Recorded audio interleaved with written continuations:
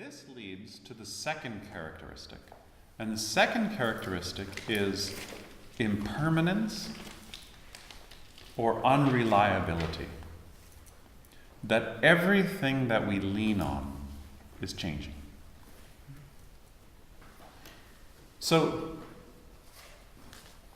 if everything that we experience is changing, that when you try to make what's impermanent permanent, you get dukkha. So that's how the first and second characteristic are connected. That dukkha is when you're trying to make what's impermanent permanent, and then it changes. And it's said that dukkha is based on getting what you don't want, getting what you don't want, change, unreliability, and being separated from what you love. All of us have had this experience. Loving something and being separated from that.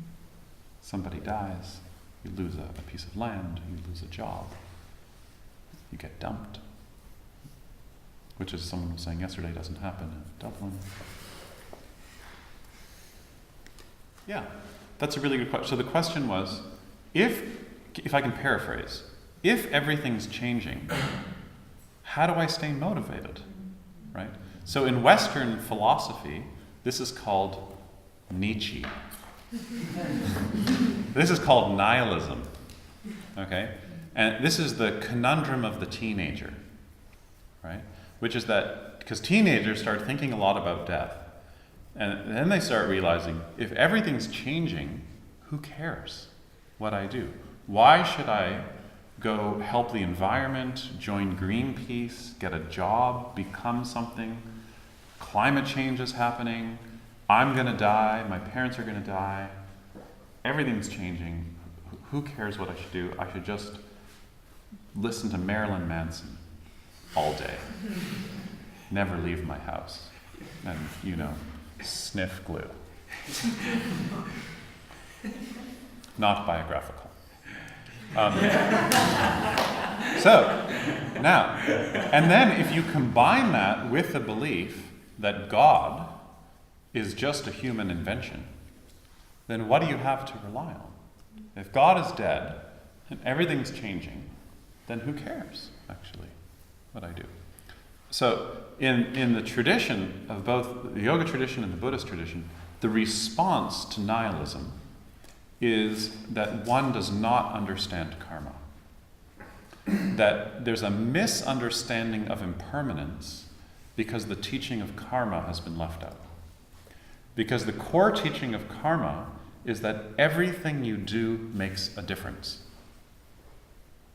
And so karma is the response to impermanence.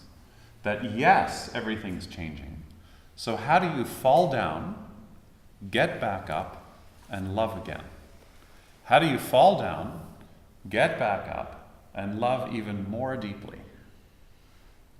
How do you fall down without falling into cynicism, becoming jaded, or being haunted by the past? So how do you get hurt? And then use the openness of your heart in being hurt to love again much more deeply. And I don't mean just loving another human being. I also mean loving your own life. And loving the life of your city, the life of your geography, loving the animals and grasses and rivers that support you. You see? And that commitment to love is the functioning of impermanence. Because you realize, actually, the love gets deeper because of impermanence. You see? And this is really, really important. So it's not just that everything's changing. It's that everything's changing and everything I do makes a difference.